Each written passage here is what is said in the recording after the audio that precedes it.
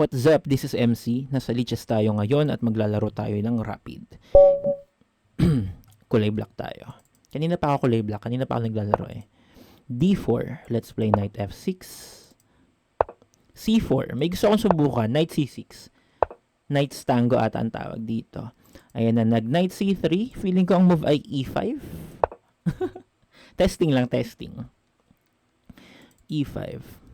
So, pressuring the D4 pawn. Pwede siyang mag-push, gaining space. Siguro yun ang pinaka-principal based na gawin. Dahil ina-atake na ng ating knight, nagiging pa siya ng space. So, D5, let's play Knight E7. Lilipat tayo sa G6. Nag-E4 siya. So, let's play Knight G6. Na-transpose na to. Feeling ko may gantong line din sa Nimzowitsch. Ayan na, nag-H3. So, let's play Bishop B4. Mag-ingat lang tayo sa mga Queen A4 dyan na trap. So, wag basta-basta magdi-D6. Siya ay nag-Bishop D3. Let's play A5 para may bantay yung Bishop natin. Hindi siya basta-basta maghahang. Knight Echo 2. So, dito pwede na mag-D6. Ayoko agad mag-castling kasi pwede yung pa-atakin niya tayo dun eh. So, castling siya, castling din tayo. And I think we're doing just fine. Bishop E3. So, pwede ata mag-Knight Knight H5. Yeah, let's play Knight H5. Para makapag F5, F4. Diba yun yung mga gusto natin gawin na idea eh. Whoa, Queen Delta 2. So, nakapin na yung kanyang knight sa kanyang queen. Feeling ko pwede na mag F5. Sige, let's play F5. May idea siya ng Bishop G5, pero feeling ko Queen E7 lang naman tayo, Queen E8 lang naman tayo doon. Yun na nga po ang nangyari. Sige, let's play Queen E8. Inatake niya yung queen natin. So, E takes F5, Bishop takes tayo. And after niya mag-Bishop takes, may Rook takes naman tayo. Oh, yun na nga po ang nangyari. So, hindi makakagalaw yung knight dahil nga hanging. Oh!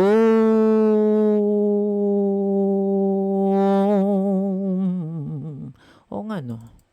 May ganun nga pala. May ganun nga pala. Nawala sa isip ko. Ang G4. Tayo ay na-fork. Paano tayo makaka-recover dyan? Kailangan na nating ipamigay tong tong rook. Sige. Feeling ko magiging naman tayo ng space. So, nag-rook takes bishop tayo. Nag-king takes rook siya. Wala na tayong choice eh. Lugi na tayo. Kailangan nating ilag yung knight. Ang threat natin dyan ay knight H3. Fork. So, nag-knight takes siya. Nag-knight takes tayo. Lugi tayo pero hindi pa siya end of the world kasi maganda-ganda pa ang ating pwesto. Kumbaga itong knight na to, outpost pa yan eh. To, may threat din tayo na sirain ng kanyang pawn structure. May ideas pa na magaganda. Ayan na nga po. So nag-king to, tawag dyan. King to H2 siya. So feeling ko kailangan lang natin igit ng ating pyesa. Tatalo na tong knight niya eh. So, feeling ko kailangan kong sirain ang kanyang structure at mag-bishop takes c3. Para yung knight natin sa f4 ay walang kalaban. Siya ay nag-b takes. Siyempre, dapat lang kasi pag di, lugi siya doon. So, king f7 tayo, I guess. King f7. Dito may idea ng queen f5. Offering trade of queens, pero mag-king e7 lang tayo doon. Then, lilipat tayo ng h4 para mag-create ng checkmate threat. So, yun na nga ang ginawa niya. Queen f5, let's play queen e7. Hindi na siya makakabalik ngayon sa, tawag dyan. Wait lang, parang may winning chances na tayo. Nag-rook ab1 siya, threatening the b7 pawn. However, may queen h4 na tayo at hindi ko makita kung paano niya ito babantayan. F5, G5.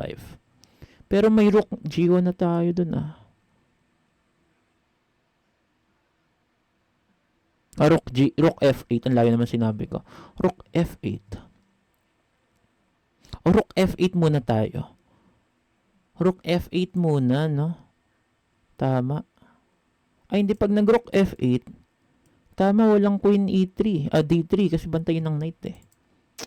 So, kung nag-queen E4, tapos nag-queen H4 tayo, may F3 or E3. Pero may knight. Anong dapat unahin? Queen H4? Tapos may G5.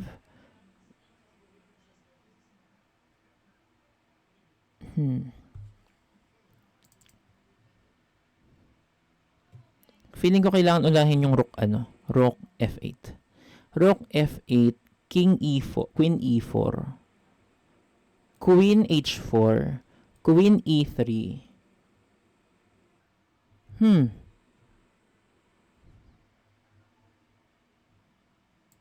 Or kailangan na natin dito mag H4. H5. Hirap mag-decide Grabe, naubusan tayo ng oras. H5. Pag dito siya nag-push, tsaka tayo mag-aano ng rook. So, malilibre yung pawn. Tama. So, H5 muna. H5. Pag hindi niya pinansin, kinain na lang to. Gagawin na natin to. Pag umangat na, kain, then check. Pwede, no? Parang maganda. H5. Pag kinain, hindi pwedeng kainin ng queen. Kapag kinain ng pawn, tsaka natin gawin to. Pag ginawa natin to, aangat lang siya. Ay, hirap Ang makita niya kaya to mga pinag-iisip ko. Pero feeling ko nakaka-pressure ay Queen H5. Queen H4, rather. Ang ganda ng knight natin, no? First of all, yun ang hindi niya mapapalis. So, nahanap niya yung tamang move doon. Good for him or her. Siya ay nag-G5. Ang threat niya, Queen H5. Mag-offer ng trade ng queens. So, kailangan ko pigilan yun with H5. Tama. H5. Tama. Tama yan. Ako nagsabi. ako bida vlog ko to Feeling ko nakalimutan natin yung B7.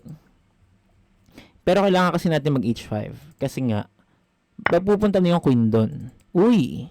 Nag-take siya. So, pwede tayong net dito. Sige. Rook to F8. Attacking the queen. So, kailangan niya mag-stay sa D7 para hindi siya mamate. Yan. Ngayon, paano natin siya tataktiksan? Kainin natin to.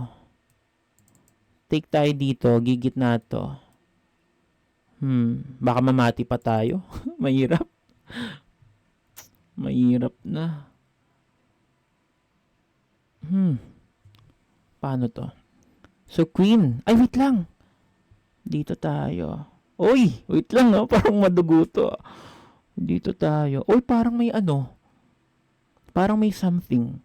Rook F7, check. Aangat tayo. Pag kinain niya yun, mati siya. Queen takes, then queen G2. So, anong pwede niyang gawin doon? Pag umangat tayo, hindi siya makaka-check. Parang winning move to. Ay, hindi. Check lang siya sa baba ng queen. O nga, no? May solusyon pala. Check lang siya sa baba ng queen. Tapos kakainin niya to. Ay, hindi. Pag kinain niya, kakainin natin ng rook. Tapos aangat yung queen niya. Hindi niya na mababantayan yung kailangan niyang bantayan. Wala siya makaka-capture. So, tama lang. Angat lang ang ating king. Pag nag-rook takes ka, blunder yan. Kakainin natin yan. At kakainin niya ng queen, hindi niya na nababantayan yung H3. So, kailangan niya kasi bantayan yung H3. Ganun din yung rook niya sa F1. Hindi rin yan makaalis, no? Uy, mamatiin niya tayo sa baba. Parang mali niya yan. Dahil pwedeng umangat to. Bumaba.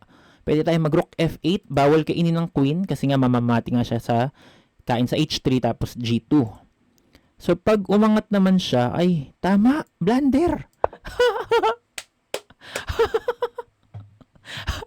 Rook F8. Pag kinain niya yung C7, kakainin natin yung rook. Hindi, pag kinain niya yung C7, mali na agad kasi aalis siya dito. So, kailangan sa D7 siya. Tapos, libre na yung rook niya sa B8. Lamang tayo isang pyesa.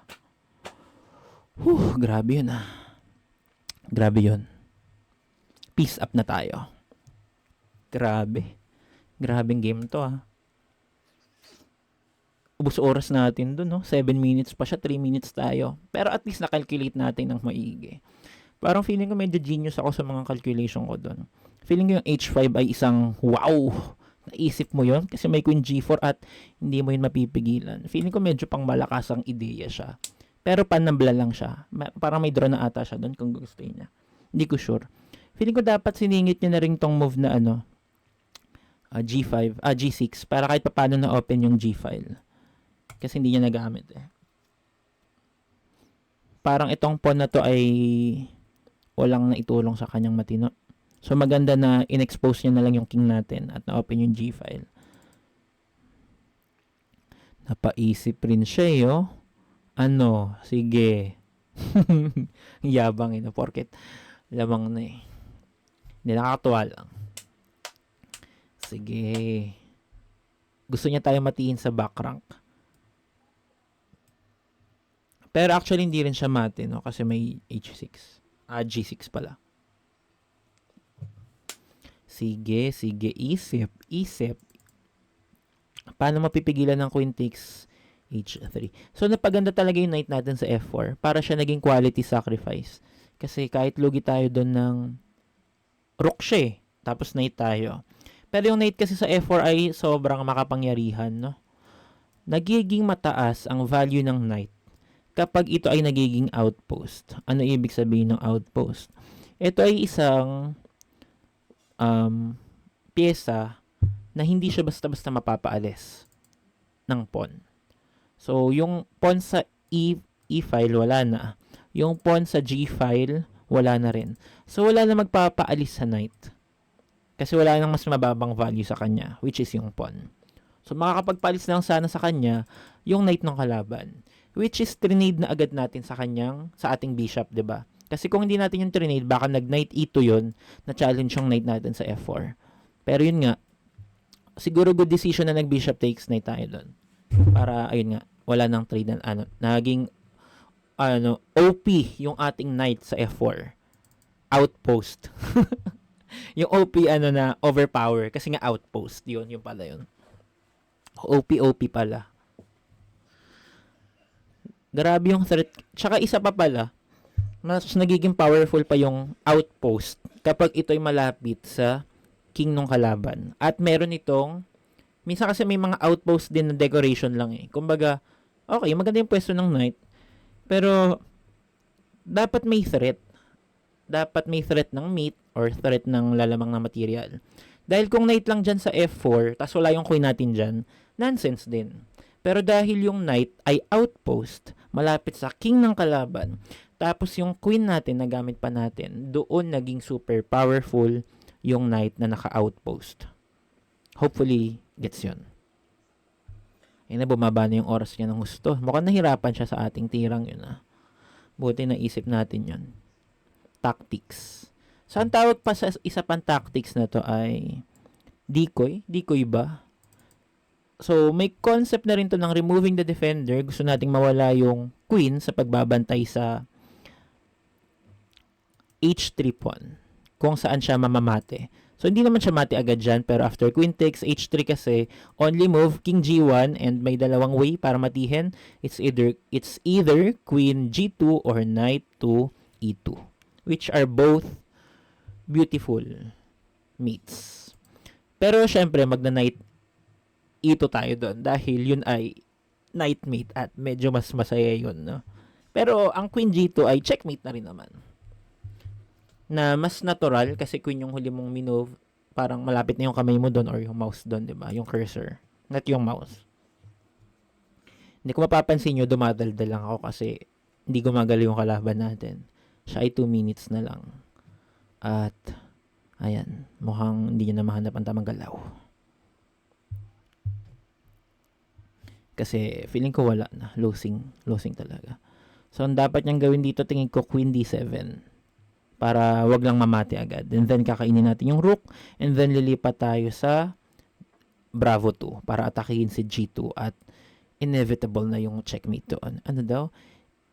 Inevitable. Hindi na maiiwasan ba? May bagong English words kayo natututunan sa akin. Mema na, no? Nagmema na. Ang tagal niya eh. Hindi kasi siya na tawag dito. Nagmo-move. Tapos, kanina may offer na kapag in a few seconds di siya gumalaw, pwede mo na i-claim yung victory. Pero bumalik eh. So, nawala. I mean, wala. Kaya balik ulit sa kanyang original time. Pero, ayan, 1 minute na nga lang siya at di na talaga siya gumalaw.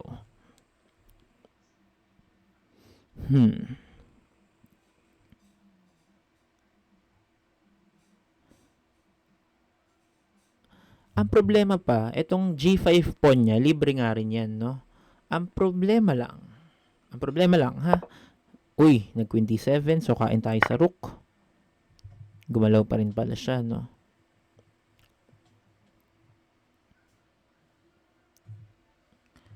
May naisip na ako ng mga attack. Queen, check. So, pwede nating i-push to, pero may tabla ba? Baka makatabla pa, so harang na natin yung knight. And plano na rin natin mag-offer ng queen trade. Queen to F4. Queen to F5 siya, no? Nag-check lang siya. Pero wala yan. Medyo nakita ko na yan kanina. Hindi ko lang nabanggit.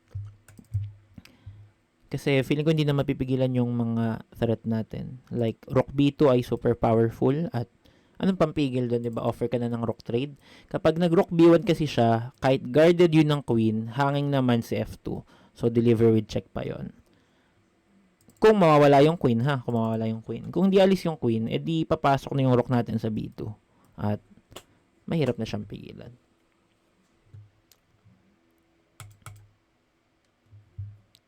Yes.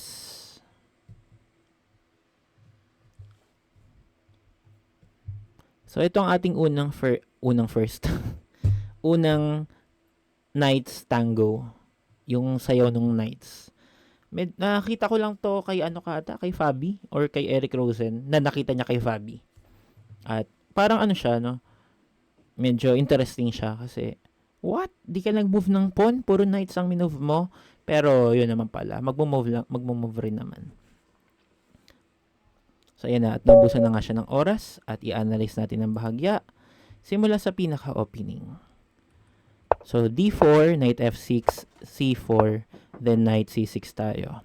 So pwede na siya dyan agad mag D5 pero ang ginawa natin ang ginawa niya ay Knight C3, which is okay din naman. Ang sinasuggest ng engine ay D5, which may be really good. Off muna natin yan. Panira siya. Ayan. Pero dito nag E5 tayo. Nag D5 siya, then inilag na natin yung knight natin. Lilipat natin sa G6. E4, Knight G6, H3. So, ang isa sa mga common H4 para mag H5. Pero H3 ang ginawa niya. Hindi ko alam, pinipigilan niya ba yung knight papuntang G4. So, nag-bishop B4 naman tayo bago natin ilock. So, siya ay nag-bishop D3. Dito, huwag kayong magra-rush na mag-D6 agad. Kasi merong queen to A5, A4 pala, delivering check at hangin yung bishop natin. So, wala tayong usual na knight C6 move na para cover yung check at depensahan yung bishop. So, tayo ay dapat maging maingat dyan at ako ay nag-A5 muna para may bantay na yung bishop. So, nag-knight GE2. Ako ay nag-D6 na dahil ito ay nonsense na, no? Queen A4. Tatakpan lang natin. And wala siya mapapala. So, hindi niya ginawa yun. Siya ay nag-castling. Castling rin tayo. Bishop E3, Knight H5. Threatening F5 para may pawn break na tayo. At may idea din ako dyan na kontrolin yung F4. So, nag-queen D2 siya dyan. Nag-F5 na tayo. Nag-bishop G5 siya. Attacking the queen. Inilag lang natin sa E8. E takes F. Bishop takes F. Bishop takes F. Rook takes bishop. Or F5. Then, nag-G4 siya. Dyan tayo na fork. Pero, hindi rin naman siya super winning kasi weak din yung king side. So, nag-rook takes tayo dahil na-fork na lang din naman na tayo. So, desperado na concept, meaning kapag malulugi ka naman na talaga, at least kumapture ka na lang. So, tinik ko yung bishop, tinik niya ng queen, and then nag-knight H, F4 tayo. So, another knight trade. At dito ay nag-king H2 siya kasi may knight takes H3 na fork. So, kailangan niya pigilan yun. At nag-king H2 siya, then kinain natin yung knight. So, nag-B take siya para syempre wag malugi.